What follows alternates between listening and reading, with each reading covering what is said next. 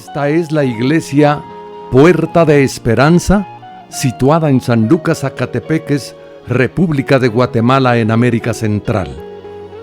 Para la gloria de Dios, nuestra congregación fundamenta su fe en Jesucristo y en las Santas Escrituras.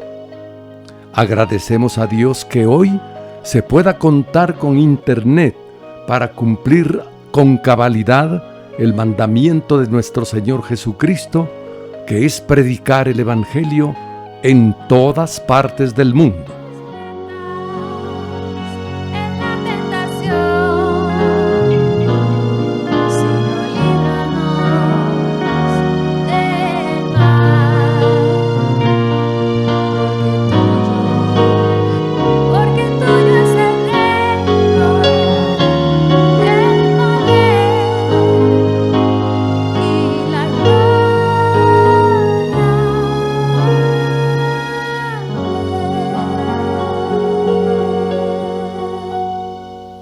Con mucho agrado, ofrecemos hoy la prédica de nuestro pastor general, el licenciado Gustavo Adolfo Bonilla. Vamos a continuar nuestro estudio de la carta del apóstol Pablo a los romanos. Estamos ya en el capítulo 11, el versículo 11. Fíjense que para esto se los he comentado otras veces, pero para reforzar, la predicación o la enseñanza expositiva consiste en tomar un libro de la Biblia e irlo explicando capítulo por capítulo y versículo por versículo. Según los mejores teólogos, dicen que es el mejor sistema de predicación o de enseñanza de la palabra, cuando se hace en forma expositiva, tal como lo decía ahí el doctor y hermano Alejandro. Una de las ventajas es esta de que no se deja ningún texto fuera, ¿verdad? Sino que se va agarrando todo y se traen a la mesa de discusión, cuando hay discusión, los contextos que tienen que ver con ese texto, porque el texto, si se toma aisladamente, dice algo diferente de lo que ya, resumiendo con el contexto, la palabra dice.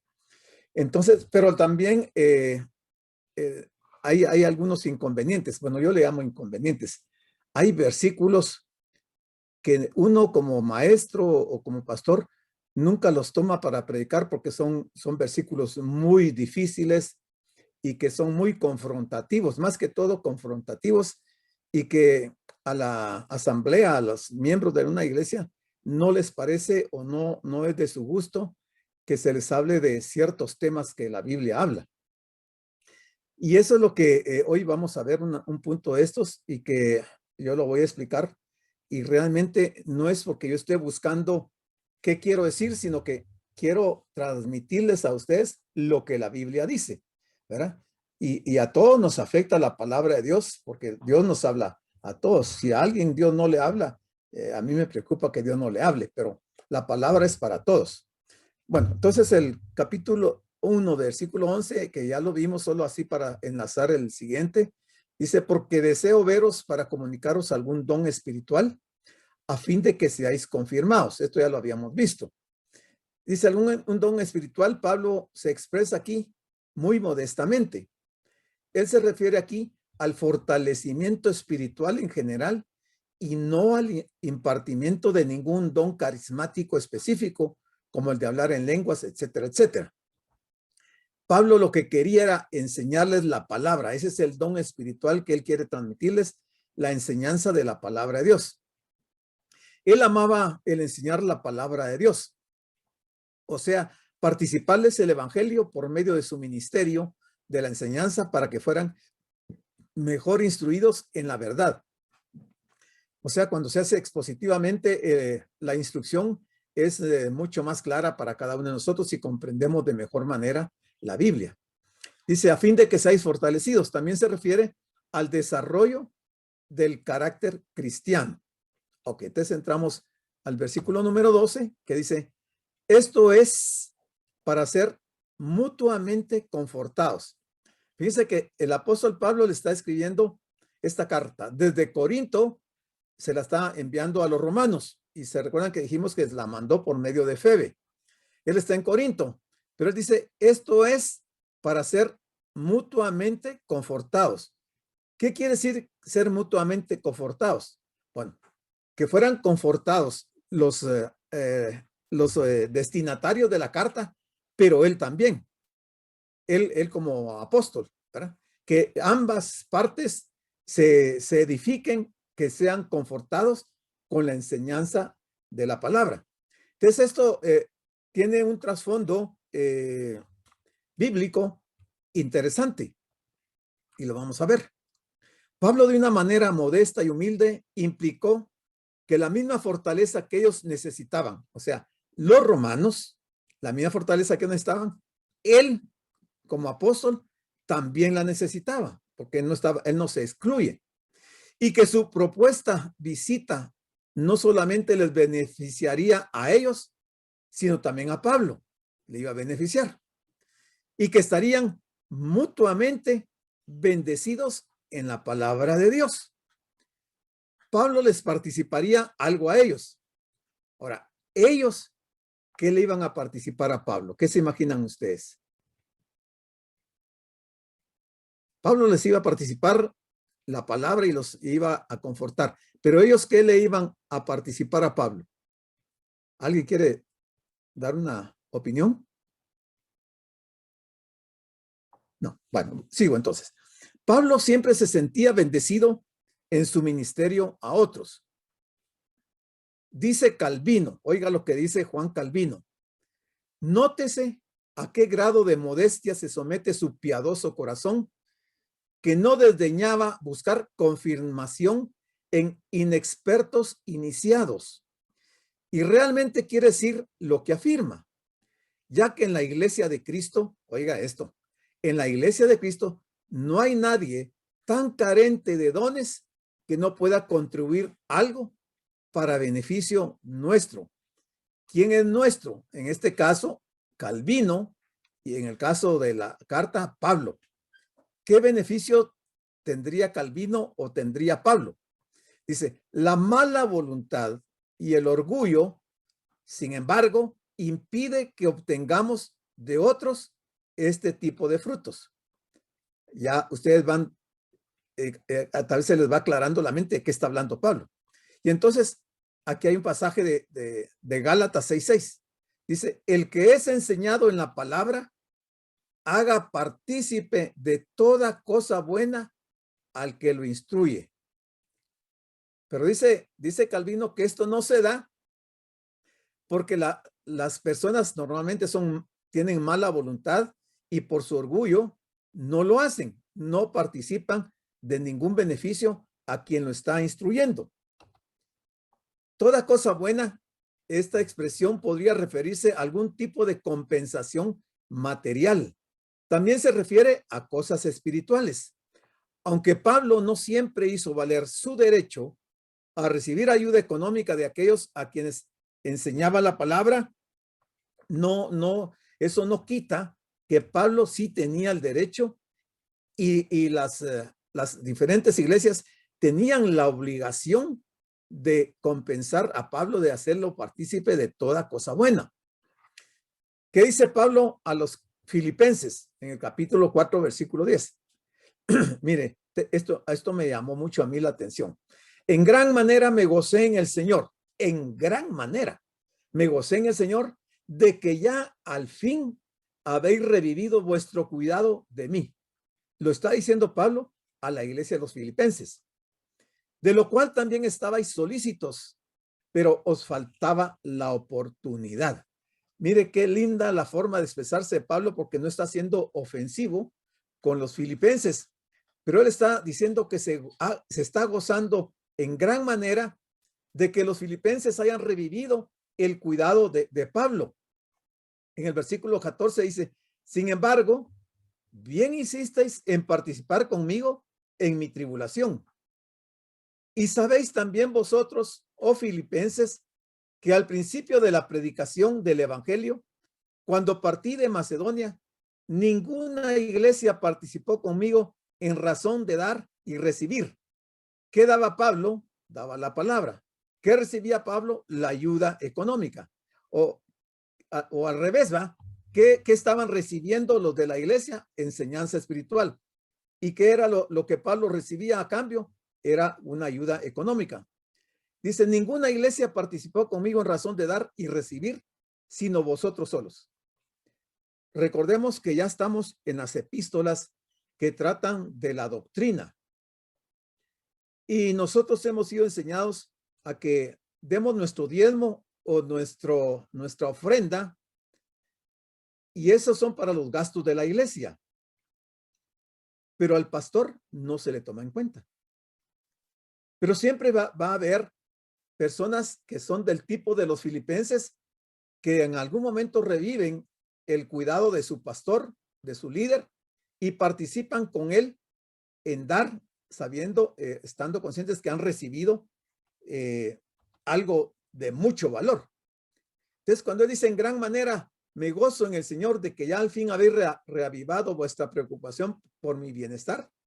Dice que el interés de los filipenses por Pablo había hallado por fin la forma de manifestarse y demostrarse concretamente. El propósito no solo se goza en el Señor, movido por las sublimes consideraciones que entraña su íntima unión con Él, sino que en atención a lo que este donativo significaba y se gozaba grandemente. Pero regresando aquí al texto de Gálatas, dice, el que es enseñado en la palabra haga partícipe de toda cosa buena. ¿Esta sugerencia es optativo o es una instrucción o es algo imperativo? ¿Cómo lo califican ustedes? ¿Es a criterio de cada uno o Pablo está dando una instrucción, un mandato, en este caso a los Gálatas? ¿Qué piensan ustedes? Hermano pastor. Sí, hermano Juan Carlos. Yo lo considero y conforme al texto es imperativo. Ok. Es mi criterio, pues. Correcto. Ok, vamos a seguir y al final les hago una pregunta. Dice, cuando Pablo llegó a Filipos, la noticia de su encarcelamiento en Roma, surgió el deseo de los filipenses de hacer algo por él. Al principio no se presentó una oportunidad favorable, o quizás hubo indiferencia, o no se hubieran podido recaudar los donativos de los miembros. Entonces Pablo dijo, en gran manera me gozo. Después fue reconfortado por la visita de Epafrodito, quien no solo le traía el donativo y comprendió que no le habían olvidado. O sea, los pastores, como esto sale en YouTube, sale público, debo de decirles que es casi la generalidad de los miembros de las iglesias de olvidarse de su pastor. Hay un día que se celebra el Día del Pastor y normalmente al pastor nunca le dicen, en algunas iglesias sí, pero en la gran mayoría no le celebran el Día del Pastor, que no es obligación celebrarlo. Pero digamos, en esta parte que Pablo está tratando, recordemos que Pablo como apóstol estaba constituyendo pastores en las diferentes iglesias. Entonces, Pablo de alguna manera tenía la responsabilidad de ver cómo salía adelante con los pastores que él estaba nombrando. Y esos pastores estaban dedicados 100% a servir al Señor. Pero cuando la congregación no participa ni en ofrendar y menos en diezmar, que nosotros ya saben, nosotros no estamos viendo diezmo a nadie, mucho menos en darle al pastor. Pero no se puede generalizar, porque yo les quiero decir que aquí en nuestra iglesia hay algunos hermanos, muy poquitos, pero muy poquitos, que realmente cumplen con este texto de la Biblia. Yo recibo una ayuda mensualmente de unos poquitos hermanos. Y con esto no estoy diciendo que me den. La palabra es clara en decir qué es lo que tenemos que hacer. Si es un mandamiento, y si el Señor dijo que el que ama, el que guarda sus mandamientos, ese es el que ama al Señor. Si nosotros no cumplimos los mandamientos, no podemos decir que amamos al Señor, y menos de decir que estamos haciendo su voluntad, porque no la estamos haciendo. Yo tengo que hablar este tema, hermanos, porque es parte de la enseñanza de Romanos, y no quiero que a mí me vayan a pedir cuentas de que nunca los instruí. Yo sé que cada uno lo sabe, pero cada uno, por diferentes razones, no lo hace. Pero quiero decirle que en la Biblia está escrito, y mire cómo los filipenses trataron al apóstol, y Pablo expresa ahí su gratitud y dice que se goza porque algunos miembros de las iglesias, en este caso Filipos, contribuían con él. Las palabras de Pablo pudieron ser la expresión de su extrema necesidad, pero luego dijo, no lo digo porque tenga escasez, pues he aprendido a contentarme en cualquier circunstancia en que me encuentre. Obviamente Pablo no le iba a retorcer los brazos a toda la gente para que le dieran. Él dice, yo estoy acostumbrado a estar en escasez. Pues se ha aprendido, uno aprende a contentarse con lo que uno tiene. No hay necesidad de exigirle a la gente que aporte, porque nosotros los líderes estamos dependiendo 100% de Dios.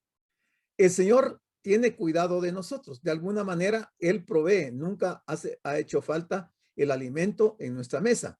Aunque algunos pastores en ciertos lugares sí están pasando serios problemas porque la congregación no solo no aporta para la iglesia, sino que menos para el pastor.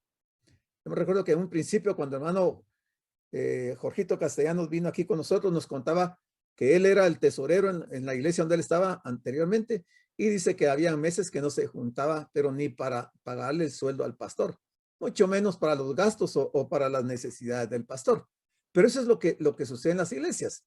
Pablo continúa diciendo, sé pasar necesidad y sé vivir en la abundancia.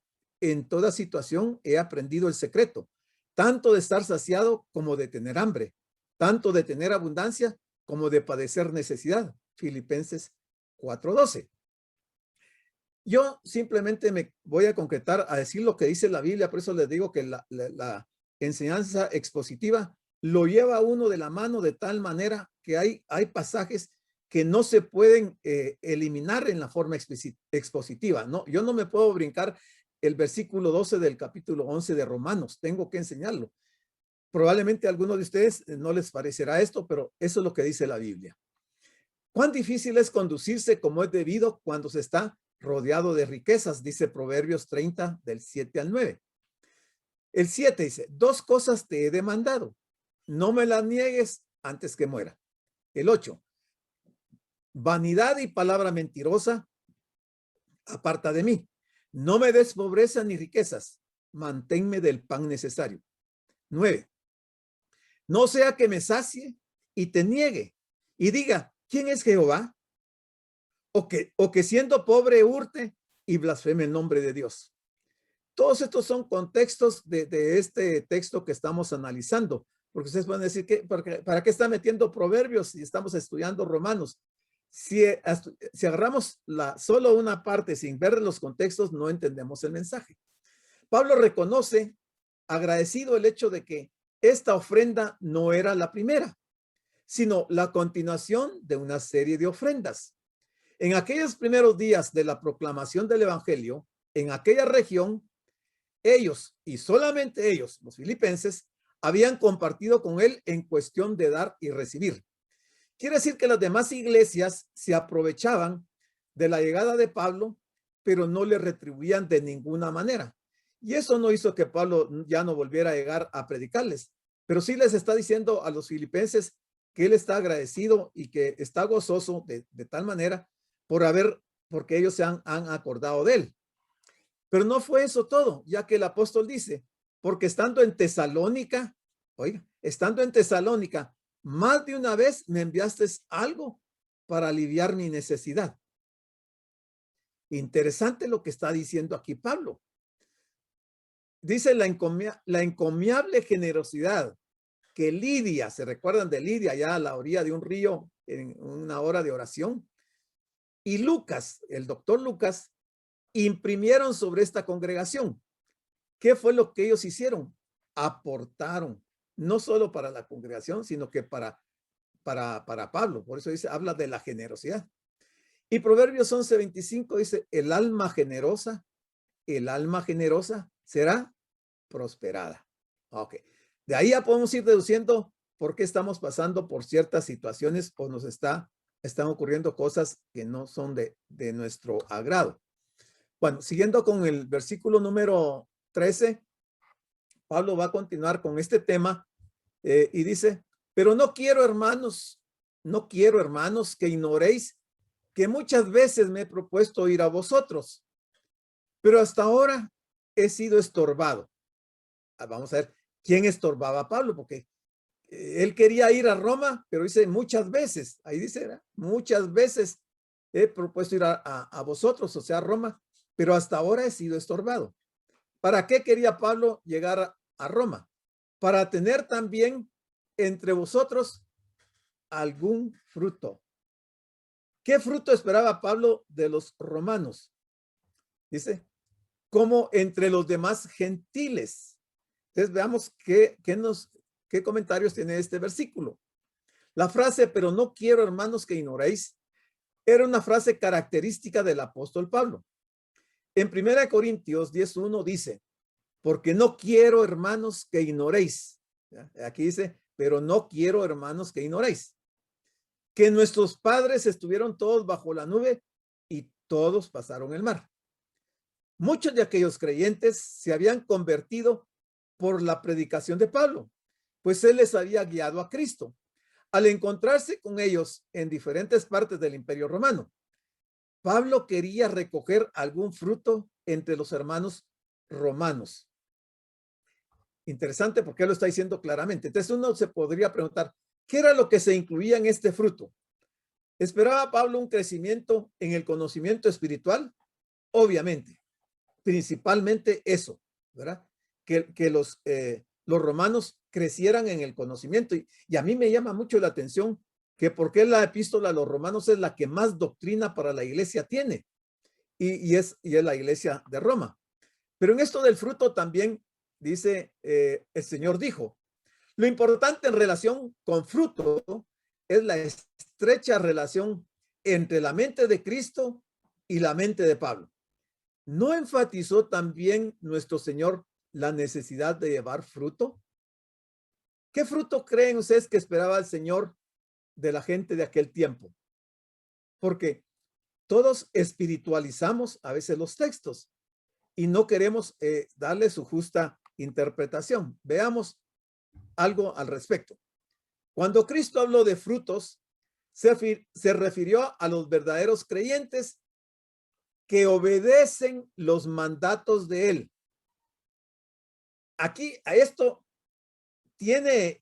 comprende, involucra la parte de dar, porque eso es un mandato, Señor. Porque no se recuerdan ustedes que el Señor dijo que el que ministra el altar, que coma el altar. Que el que predica, que el obrero que predica es digno de su salario. Que el buey que tría no se le pone bozal. O sea, él estaba diciendo que los siervos o los servidores de él que estaban involucrados en el evangelio eran dignos de su salario. Y eso está comprendido entre los mandatos que él da. Dice, los verdaderos creyentes que obedecen los mandatos de él y se someten a su palabra. Pero nosotros muchas veces escogemos los versículos de este me conviene, este no, este tampoco, este sí, este no. Y hacemos una selección. Dice Juan 14:21, el que tiene mis mandamientos y los guarda, o sea, que los pone en práctica, ese es el que me ama. Clarísimo, no hay que explicar mucho ahí. Y el que me ama será amado por mi Padre. Y yo le amaré y me manifestaré a él. Dice el 23, respondió Jesús y le dijo, el que me ama, mi palabra guardará, y mi Padre le amará, y vendremos a él y haremos morada con él. O sea, si uno ama al Señor y guarda su palabra, entonces el Padre nos va a amar, y el Padre y el Hijo van a venir a cada uno de nosotros y haremos morada con él. ¿Cuál sería lo contrario? Totalmente lo opuesto a lo que está diciendo aquí, ¿va? El que no ama, no guarda su palabra, entonces el Padre no va a venir con el Hijo a hacer morada en él, porque no ama su palabra, porque su palabra comprende los 66 libros. Que muchas veces dice, me propuse ir a vosotros. Pablo al escribir esto está revelando a los creyentes romanos que su interés y amor por ellos no es cosa de ayer nomás. Por el contrario, él ha recibido muchos informes sobre ellos, los ha recordado repetidamente en sus oraciones, cosa que hacía todavía cuando él está escribiendo esa carta y que lo vimos en el versículo 9, y que está lleno de ternura por ellos y está haciendo planes nuevamente como lo había hecho antes de visitarlos. Es claro que, pero hasta ahora he sido impedido, porque él está hablando también de que quería ir a Roma, pero que había sido impedido. Esto es un paréntesis. ¿Qué fue lo que impidió estos viajes de Pablo que él había proyectado? Podría ser lo que dice Romanos 15:20. Y de esta manera me esforcé a predicar el evangelio, no donde Cristo ya hubiese sido nombrado, para no edificar sobre fundamento ajeno.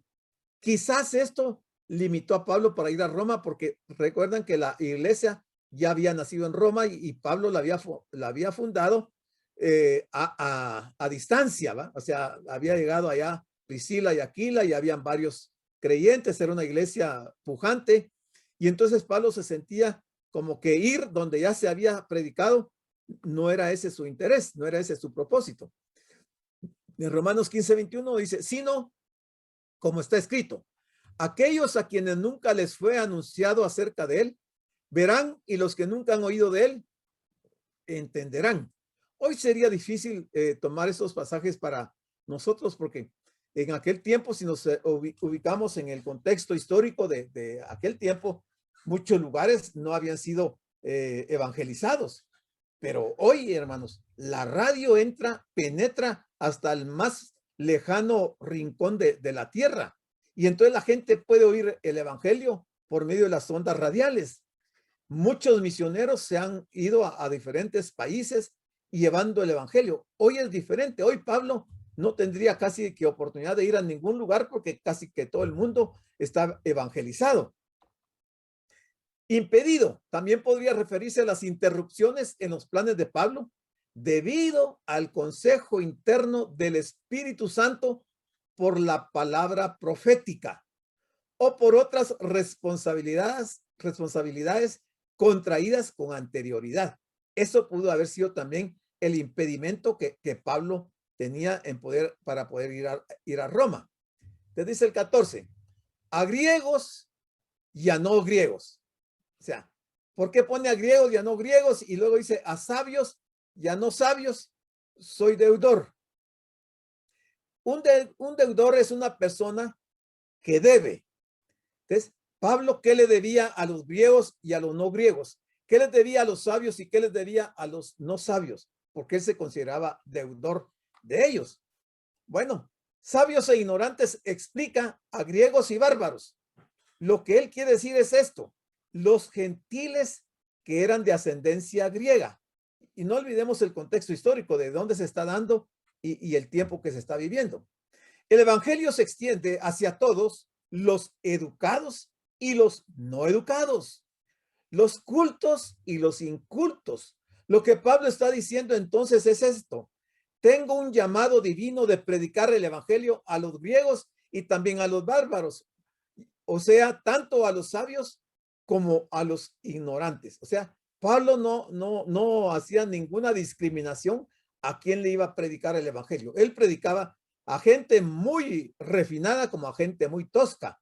Entonces, él dice, yo soy deudor, porque en ese tiempo, pues realmente Pablo no había agotado todos los lugares a donde ir a predicar y sí se había esforzado en llegar al Asia y a parte de Europa, y dicen que una parte de África también llegó Pablo, pero hacía falta mucho por llegar con el evangelio. Te dice el 15, así que en cuanto a mí, él no involucra a nadie más, él está hablando de él. Así que en cuanto a mí, pronto estoy a anunciaros el evangelio también a vosotros que estáis en Roma.